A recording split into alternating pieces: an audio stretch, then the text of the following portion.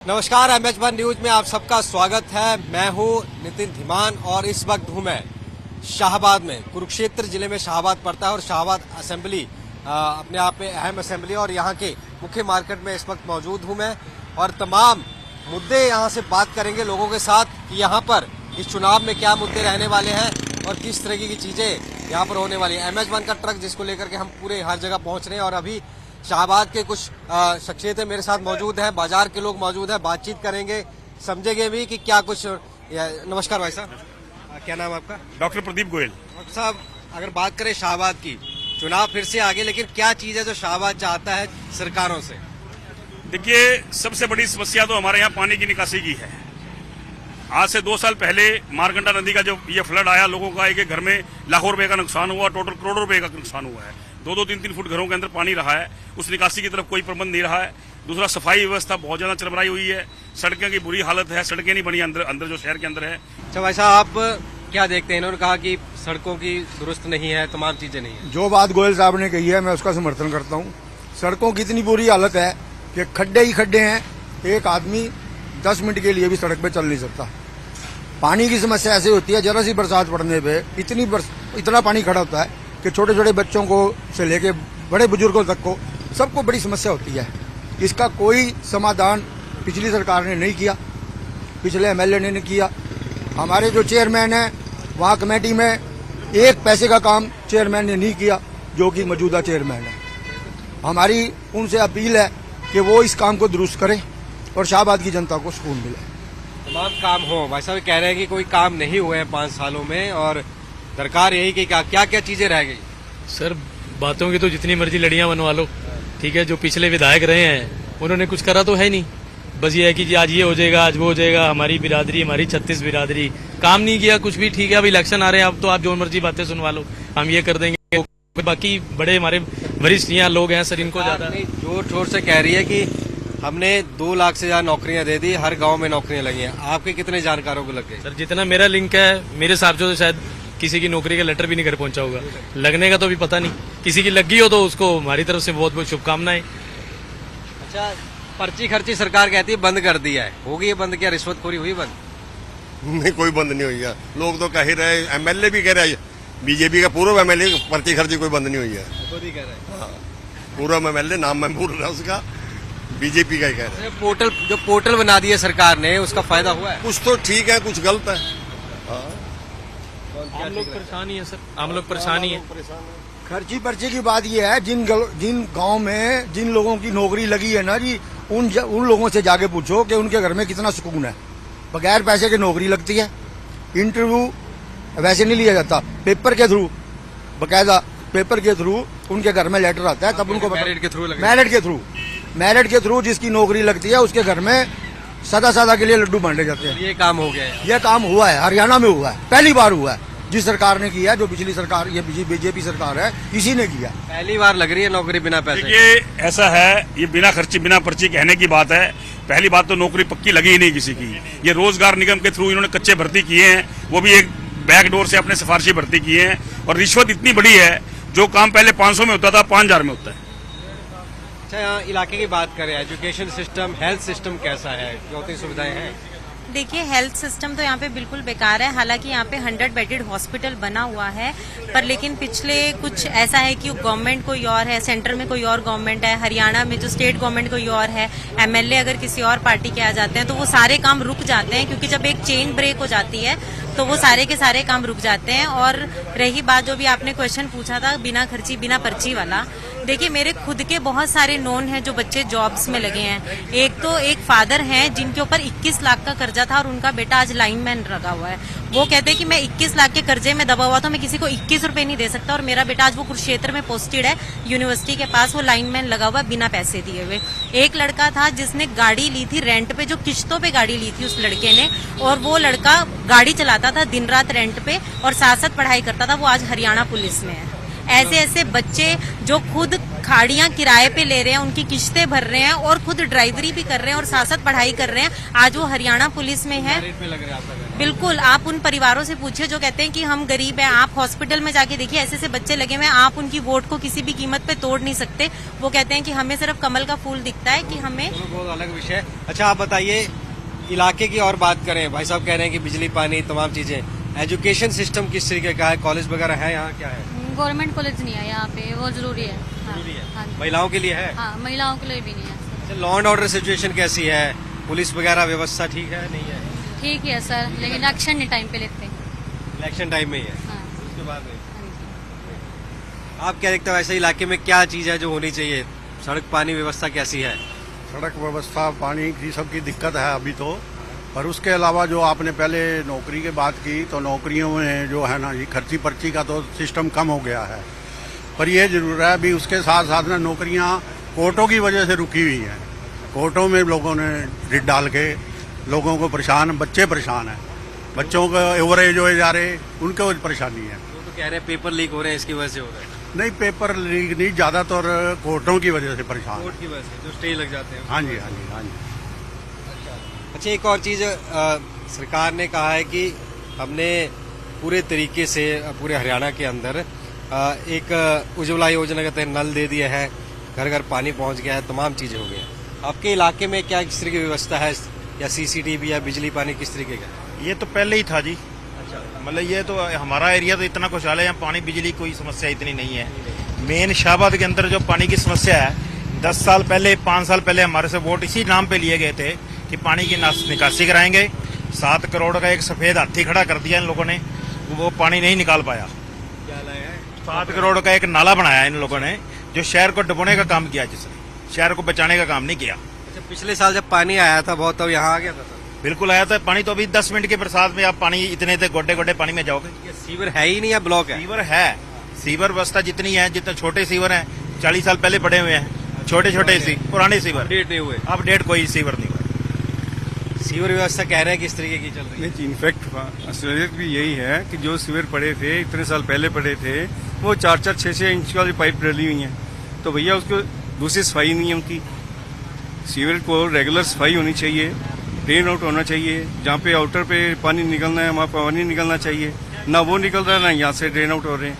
यहाँ पे आके लगाते हैं, इतनी जगह से सफाई करते हैं ड्रेन की, उठा के मशीन चल देते हैं, इससे सफाई थोड़ी भी, ना ही से पानी निकलेगा ना ही कुछ होगा।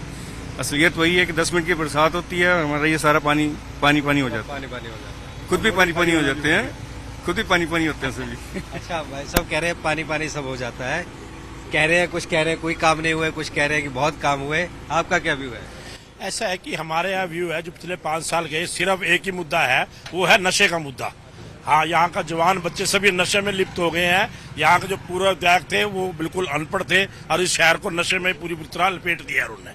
और आज का जो चुनाव का मुद्दा सिर्फ एक ही है कि नशे को जो यहाँ के लड़के भी नशे पे लगे। नशे में यहाँ 32 लड़कों की जवान की डेथ हो चुकी है, जो नशा लेते हैं, इंजेक्शन लगाते हैं। आज का शहर का सिर्फ एक ही मुद्दा है, जो भी पार्टी का कोई भी कैंडिडेट नशे को जिम्मेदारी लेता है कि मैं नशा खत्म करूंगा, उसके साथ जनता है। बाहर से आ रहा है यहीं पे? यहीं के लोग बाहर से लाके सप्लाई बेच रहे हैं और गरीब बच्चों को, अनाथ बच्चों को लाने के लिए इंजेक्शन गली गली में बिक रहे हैं और वो लगा रहे हैं। कोई चिट्टा, कोई भीम, बुक्की, इस तरह के नशे बिक रहे हैं। और यहाँ पे जो है पूरे विधायक इसकी पूरी सपोर्ट करता था।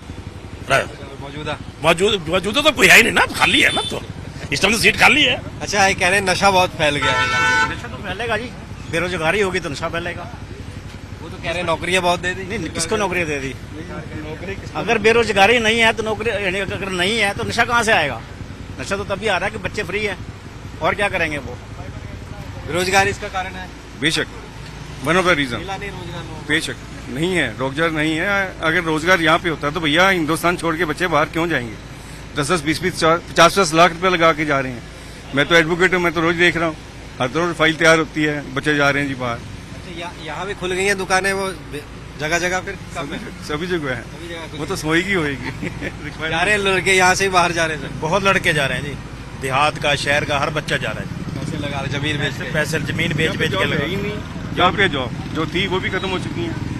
अच्छा, इस इलाके में इंडस्ट्री नहीं आ पाई क्या? इंडस्ट्री क्योंकि पुराना हब रहा है, इतना बड़ा इलाका रहा है, तो इंडस्ट्री किस तरीके? नई इंडस्ट्री कभी नहीं आई अभी, बहुत सालों से। एक शुगर मिल है वो है। हाँ, 20 सालों से ना वादे हैं सब, पर आया कुछ नहीं। अच्छा, मुझे ये बताइए, प्राइवेट सेक्टर जो है उसमें कहा था पहले कि 75% नौकरियां देंगे, हालांकि वो बाद में रूल कोर्ट में जाके हो गया। प्राइवेट्स में युवाओं को नौकरी को तरजीह मिल रही है हरियाणा वालों को, क्योंकि कई इंडस्ट्री जो हरियाणा में लगी हुई है। आप रोजगार कौशल विकास की तरफ इशारा कर रहे हैं, तो एक तरह से प्राइवेटाइजेशन ही है वो, कि हाँ कि ठीक है। अभी तो वैसे हमारे जो करंट सीएम है नायब सिंह सैनी जी ने घोषणा की है कि जैसे ही इलेक्शन पूरे होंगे तो उनको पक्का किया जाएगा, लेकिन अच्छा है कि प्राइवेटाइजेशन की तरफ भी गवर्नमेंट जा रही है और वहां पे भी जॉब्स की अपॉर्चुनिटी, देखिए अपॉर्चुनिटी की कोई कमी नहीं होती। हमारा ये सबसे बड़ा मुद्दा, ये जो मैं बात लोगों के मुंह से सुनती हूँ ना कि जॉब्स नहीं मिली, आप ये बताइए कि जब एक बच्चा मेहनत ही नहीं करना चाहता, अब गरीब बच्चों को क्यों नौकरी मिल रही है? क्योंकि वो कहते हैं पहले पैसे देके लगते थे, अब हम लगते हैं क्योंकि हम मेहनत करते हैं। अब आप स्कूल्स में जाके देखिए, छोटे छोटे 6-7 स्टैंडर्ड के बच्चों के हाथ में नशा है, तो अब मैं उसको ऐसे कैसे मान सकती हूँ कि वो आगे जाके पढ़ेगा या वो एजुकेटेड होगा? जॉब्स नहीं सर, यहाँ पे तो इतना बुरा हाल है नशे का, छोटे छोटे बच्चे नशा कर रहे हैं। यहाँ पे जो सिरिंज 10 रुपए की बिकती थी, आज की डेट में 100 रुपए की बिक रही है। प्रशासन, सर आप सब जानते हो, राजनीति और पुलिस प्रशासन सब एक दूसरे के साथ, ये तो एक कड़ी है, एक दूसरे से जुड़ती है। अच्छा, एक सवाल मैं और लेना चाहूंगा। ये पूरा इलाका जब किसान आंदोलन हुआ था, तमाम चीजें हुई, यहीं से शुरुआत हुई थी, तो किसानी का मुद्दा इस बार चुनाव में कितना रहने वाला है और क्या अफेक्ट करेगा? शाहबाद जो है किसान यूनियन का गढ़ है। जो गुरनाम सिंह चडूनी राष्ट्रीय अध्यक्ष और प्रदेश अध्यक्ष हैं किसान यूनियनों के, वो हमारे यहाँ से 10 किलोमीटर के बाद गांव है चडूनी, और मोस्टली जितने भी लीडर्स हैं यहीं से पैदा हुए हैं, और कोई भी आंदोलन शुरू हुआ तो शाहबाद से हुआ है। और अब ये जो सबसे बड़ा मुद्दा यही है, इसी वजह से जो सेंट्रलाइजेशन हुआ है वोटों का, वो जाट वर्सेस अदर्स हो रहा है, या किसान वर्सेस हो रहा है, जाट जट किसान, ये पूरा जो वर्ग है ये कांग्रेस के साथ जुड़ा हुआ है। मतलब क्या लगता है किसान आंदोलन में इफेक्ट करेगा चुनाव में? 100% इफेक्ट करेगा। ऐसा कह रहे हैं किसान आंदोलन जो हुआ था उसका इफेक्ट भी चुनाव में नजर आएगा, क्या लगता है? बिल्कुल आएगा। जो किसान यूनियन के साथ जुड़े हुए हैं वो अपना वोट का अधिकार अपने मतलब उससे करेंगे, अपने हिसाब से करेंगे। सरकार तो कह रही 24 फसलों पर एमएसपी दे दिया, सरकार ने दे दिया 24 फसलों में एमएसपी। उससे कोई खुश है, कोई नहीं खुश है। जितना मर्जी जिसको मर्जी मिल जाए, ना व्यापारी कभी खुश हुआ, ना किसान कभी खुश हुआ है, ना परमात्मा से कभी कोई खुश नहीं है। हर आदमी किसी न किसी बात पे नाराज रहता है। एक घर में 4 बच्चे हैं, एक माँ बाप उनको खुश नहीं कर सकता, तो ये तो सरकार है, किसी को खुश नहीं कर सकती। जिसको मिल गया वो खुश है, जिसको नहीं मिला नहीं खुश। हाँ जी भाई साहब, नमस्कार जी। नमस्कार जी, सत श्री अकाल जी। सत श्री अकाल जी। बात हो रही थी चुनाव में क्या किसान आंदोलन की बात हो रही थी, ये कह रहे थे भाई साहब फसलों में एमएसपी हो गया, तमाम हो गया। किसान खुश है या घाटे का सौदा ही अभी भी? ये घाटे का सौदा है जी, किसान बिल्कुल नाराज है जी। अब तो एमएसपी मिल रही है कह रहे हैं। कहाँ मंडी में जाके देखो जी, 10 दिन हो गए जीरी पड़ी वहाँ भीड़, 10 बार भीगी, 10 दिन हो गए जी। कोई आज भी कल भी वहाँ तो शुरू हो गई खरीद ऑफिशियली। कहाँ 23 को कह रहे, फिर कहते अभी तक नहीं हुई जी। पहले 23 को कह रहे, फिर एक का भी कह रहे, कोई भरोसा नहीं है। हाँ जी, 27 से कल होता है। अब वैसे कल से शुरू होती नहीं हो रही है अभी। गिल्ली सुक्की का फर्क आ जाए ना जी। खरीद तो जो गवर्नमेंट की तरफ 27 का दिया, 27 से कोई बुराई नहीं हो रही, को कुछ नहीं हो रहा जी।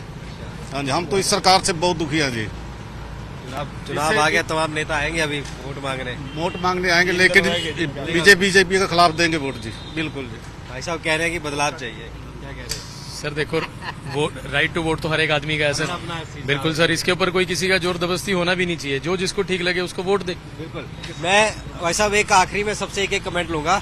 सबसे मैं पूछूंगा कि कोई एक चीज जो आप चाहते हैं जो भी सरकार आए इलाके में वो होनी चाहिए, या कोई समाधान होना चाहिए? बादशाह क्या चाहते हैं? शहर का तो सिर्फ नशा है इस टाइम मेन मुद्दा, सबसे मेन मुद्दा नशा ही है। नशा हटा देंगे, नशे पे कंट्रोल होना चाहिए। क्या मांग करोगे सरकार जो है? नशा और पानी का जो प्रॉब्लम, पानी पीने का या जो निकासी पानी की निकासी? हाँ, पानी की निकासी तो मेन है ही है, और नशा उससे बड़ा मुद्दा है युवाओं के लिए, तो स्पेशली युवाओं के लिए। दादूपुर नली नहर का दोबारा निर्माण हो, और यहाँ पर हॉकी की सुविधाएं जैसे पहले कांग्रेस के राज में थी 10 साल, वो दी जाएं, क्योंकि उस समय हॉकी के प्लेयर्स, इंटरनेशनल प्लेयर हमारे जो है यहाँ से लगभग 50 के करीब इंटरनेशनल प्लेयर हुए। हाँ, और स्टेडियम में उस टाइम इस समय सारा कब्जा जो है एक परिवार का हो गया है। हाँ, खिलाड़ी आते हैं, बस वो सब एक खत्म हो गया ना काम। अब इस समय नेशनल में भी हमारे प्लेयर्स नहीं है, जबकि इंटरनेशनल में 7-7 प्लेयर शाहबाद से होते थे। इंडियन जो कैप्टन है रानी रामपाल, वही शाहबाद की थी। पिछले साल तक भी 3 प्लेयर रहे हैं, अभी इस टाइम 1 प्लेयर है सिर्फ। स्पोर्ट सुविधा हो इनका कहना। जॉब्स गवर्नमेंट जब तक जॉब के लिए नहीं करेगी, अनएम्प्लॉयड बढ़ती जाएगी, लड़के खाली घूमते रहेंगे, नशा भी होएगा, सब कुछ होएगा। जॉब्स होनी चाहिए इनका कहना। सबका साथ, सबका विकास और सबका विश्वास, सबको साथ लेके चलें। सबको साथ लेके चलें।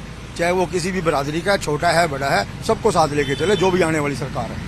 आप क्या मांग करोगे सरकार से? हम तो ये मांग करते हैं, हम तो एग्रीकल्चर लैंड से संबंधित है, किसान है, हमारी फसल टाइम से उठ जाए, एमएसपी का रेट मिल जाए तो फिर हम खुश हैं, वरना हम कुछ नहीं है। तो पैसे सरदार जी बात आप सहमत हो? बिल्कुल बिल्कुल। तो शाहबाद में था और सब लोगों से, हर वर्ग से बात की, किसानों से भी की, व्यापारियों से भी, नौकरी पेशाओं से भी, तो अलग अलग मांग सबकी यहाँ पर आई है। खासकर यहाँ पे वाटर ड्रेनेज सिस्टम जो है उसको दुरुस्त करने की मांग उठाई गई है और इसके साथ साथ नशे की एक बड़ी यहाँ समस्या बताई जा रही है और विदेशों में जो लोग जा रहे हैं वो इसी बेरोजगारी की वजह से जा रहे हैं। तो बेरोजगारी हटे, रोजगार आए, ये मांग भी मुख्य रहेगी।